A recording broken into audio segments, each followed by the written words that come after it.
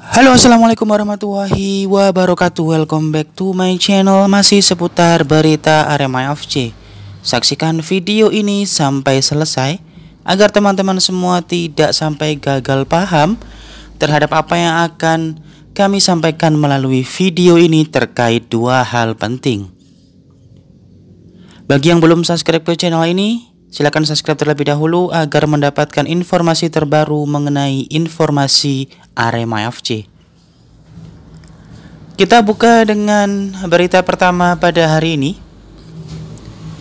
yaitu manajemen Arema FC melindungi pelatih kepala Arema FC Zi Gomez dari pemecatan.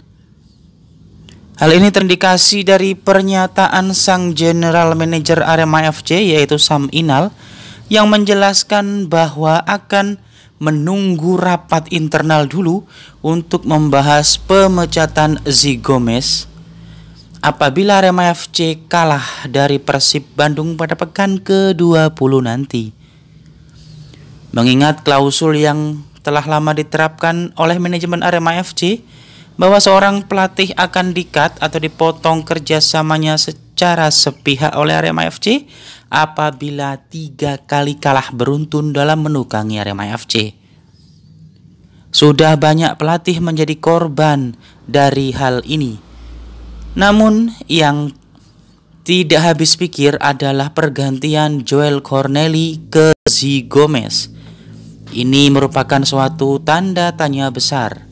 Apakah maksud dan tujuan utama dari manajemen melakukan hal seperti itu? Apakah gambling ataukah memang ada motif lain di baliknya? Pernyataan Sam Inal yang menjelaskan bahwa pelatih Zi Gomez masih akan ditentukan melalui rapat internal menyeruak ia membela Zi Gomez dalam hal ini. Ada beberapa statementnya yang mengungkapkan bahwa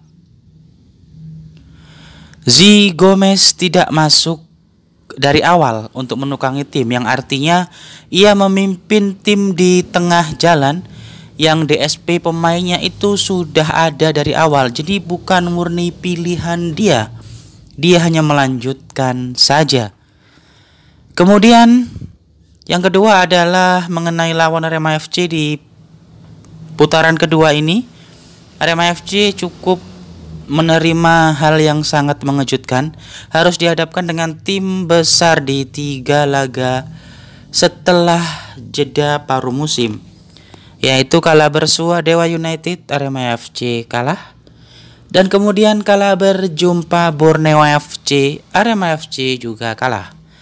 Dan nantinya masih ada 1 laga lagi yang memenuhi klausul pemecatan Zi Gomez apabila Arema FC kalah, yaitu kalah bersua sang pemuncak klasemen sementara Persib Bandung.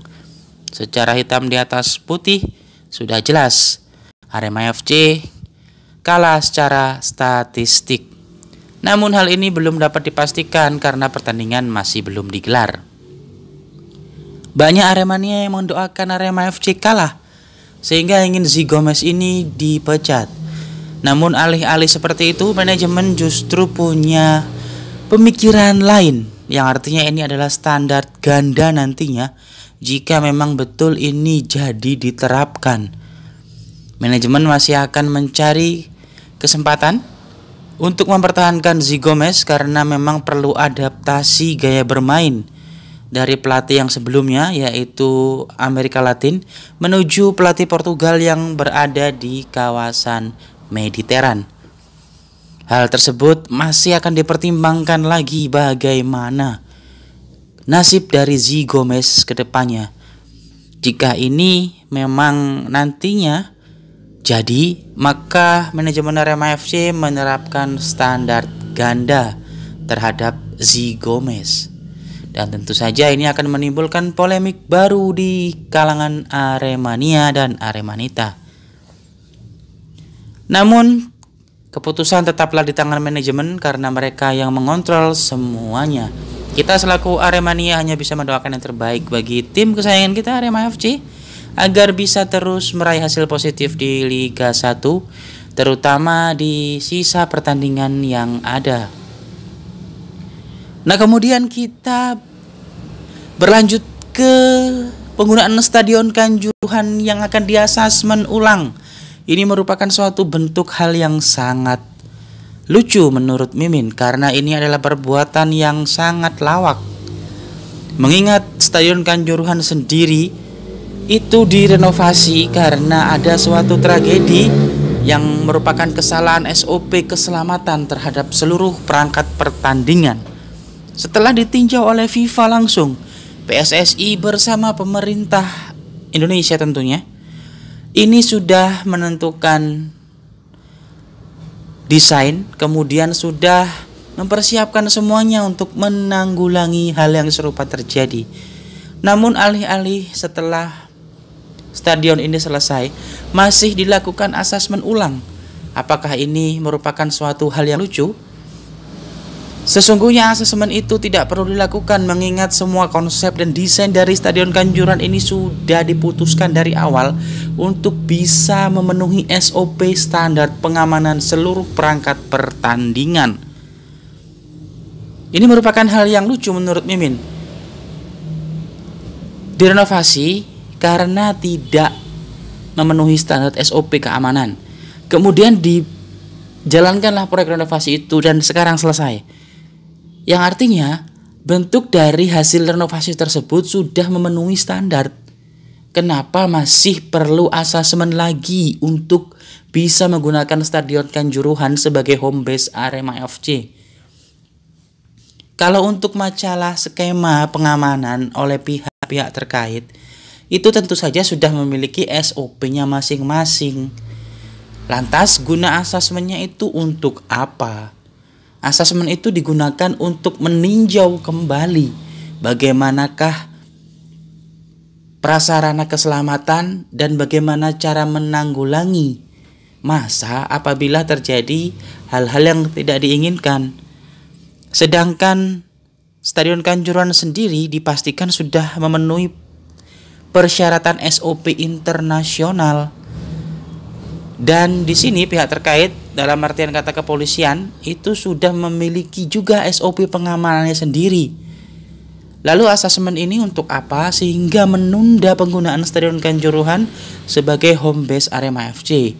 Memang perlu diketahui Stadion Kanjuruhan itu bukan milik Arema FC. Namun hal ini adalah regulasi yang harus tetap dipatuhi. Bagaimana menurut kalian? Apakah ini sesuatu hal yang lucu? Menurut teman-teman silahkan tulis di kolom komentar. Nanti akan sama-sama kita bahas. Dua berita tadi merupakan hal yang sangat unik pada Arema FC.